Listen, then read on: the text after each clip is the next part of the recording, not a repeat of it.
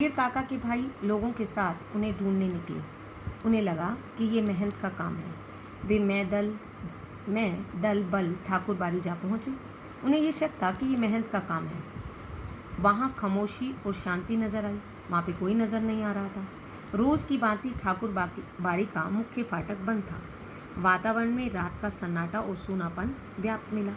उन्हें लगा कि ये काम मेहनत का नहीं, बाहर के डाकुओं का है, क्योंकि पता नहीं लगा था ना कि वो डाकू थे। उन्होंने अपना मुंह ढका हुआ था। उन्हें ये बात पता नहीं लगी कि ये मेहनत के आदमी हैं। उन्हें शक था कि ये मेहनत के आदमी हो सकते हैं, इसलिए वे ठाकुर बाड़ी जा पहुँचे। वहाँ पर खामोशी थी और वहाँ पर ठाकुर बाड़ी का मुख्य फाटक बंद था। वातावरण में रात का सन्नाटा और सूनापन व्याप्त मिला। उन्हें लगा कि ये काम मेहनत का नहीं है, बाहर के डाकुओं का है। तो वे हर्जाने की मोटी रकम लेकर हरिहर काका को मुक्त करेंगे। खोज में निकले लोग किसी दूसरी दिशा की ओर प्रस्थान करते कि इस समय ठाकुर बाड़ी के अंदर से बातचीत करने की सम्मिलित किंतु धीमी आवाज़ सुनाई दी। जब वो दूसरी तरफ जाने लगे कि शायद ये मेहनत का काम नहीं है, तो उन्होंने क्या किया कि ठाकुर बाड़ी के अंदर से उन्हें धीमी सी आवाज़ सुनाई दी। सबके कान खड़े हो गए। उन्हें यकीन हो गया कि हरिहर काका इसी में है। अब क्या सोचना था। वे ठाकुर बाड़ी का फाटक पीटने लगे। इसी समय ठाकुर बाड़ी की छत से रोड़े पत्थर उनके ऊपर गिरने लगे। वे तितर बितर होने लगे, इधर उधर होने लगे। अपने हथियार संभाले, लेकिन हथियार संभालने से पहले ठाकुर बाड़ी के कमरों की खिड़कियों से फायरिंग शुरू हो गई। अब आप ये देख रहे हैं ना बच्चे, ये धर्म स्थल है जहाँ से लोग ये बात सीखते हैं कि परमात्मा के द्वार से सभी बराबर हैं, अर्थात सभी को यहाँ से सभी कुछ मिलता है। और ये हमें ये क्या सिखा रहे हैं? स्वार्थ सिखा रहे हैं, अर्थात लोगों के साथ कैसा व्यवहार कर रहे हैं। वे ठाकुर बाड़ी के कमरों की खिड़कियों से फायरिंग शुरू हो गई।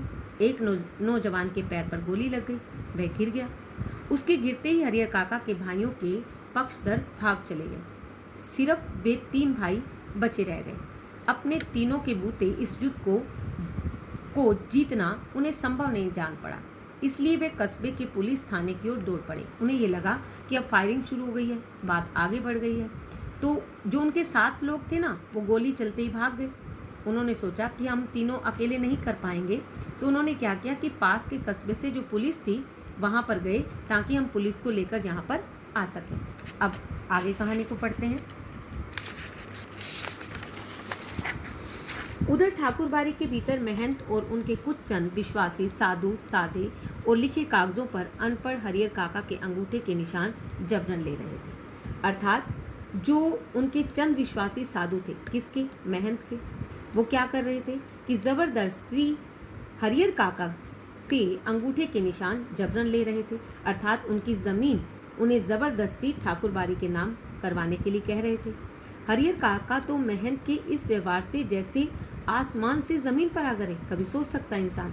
हरिहर काका महंत जी का इतना सम्मान करते थे, उन्हें ये लगता था महंत के कारण ही उसके भाइयों में बदलाव आया है, और महंत को वो बहुत महत्वपूर्ण मानते थे, अर्थात उनका बहुत सम्मान करते थे। ऐसे लगा जैसे आसमान से ज़मीन में आ गए, अर्थात उन्हें बहुत तेज़ झटका लगा। उन्होंने सपने में भी नहीं सोचा था कि महंत जी इस रूप में आएंगे। कभी वे नहीं सोच सकते थे कि महंत जी इतना स्वार्थपन भी दिखा सकते हैं। जिस महंत को वे आदरणीय और श्रद्धेय मानते थे, मैंने ये पहले बात बताई कि वे उससे सम्माननीय नहीं मानते थे, अर्थात आदरणीय मानते थे। उन्हें श्रद्धा की दृष्टि से देखते थे कि वे महंत हैं, अर्थात वो महान ग्रेट पर्सनैलिटी हैं। वे महंत अब उन्हें घृणित, दुराचारी और पापी नजर आने लगे, अर्थात उनके इस कार्य से उन पर घृणा होने लगी। वे उन्हें पापी नजर आने लगे। अब वह उस महंत की सूरत भी नहीं देखना चाहते थे। इतने गलत कार्य को देखकर तो कोई भी व्यक्ति यही करेगा। अब अपने भाइयों का परिवार महंत की तुलना में उन्हें ज़्यादा पवित्र और नेक और अच्छा लगने लगा। अब कंपैरिजन करने लगे कि भाई तो ज़्यादा अच्छे हैं, ये महंत तो बहुत गंदा निकला।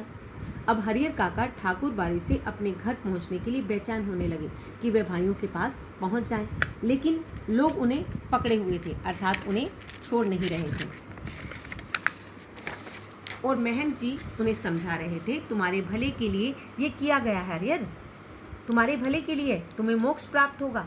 अभी तुम्हें लगेगा कि हम लोगों ने तुम्हारे साथ ज़बरदस्ती की है, लेकिन बाद में तुम समझ जाओगे कि जिस धर्म संकट में तुम पड़े थे, अर्थात तुम डिसाइड नहीं कर पा रहे थे कि अपनी ज़मीन भाइयों को दें या ठाकुर बाड़ी के दें, तो मैंने ये कार्य इसलिए किया है, तुम्हारे भले के लिए किया है, अर्थात तुम अगर एक बार अपनी ज़मीन ठाकुरबाड़ी के नाम कर दोगे तो धर्म संकट से निकल जाओगे।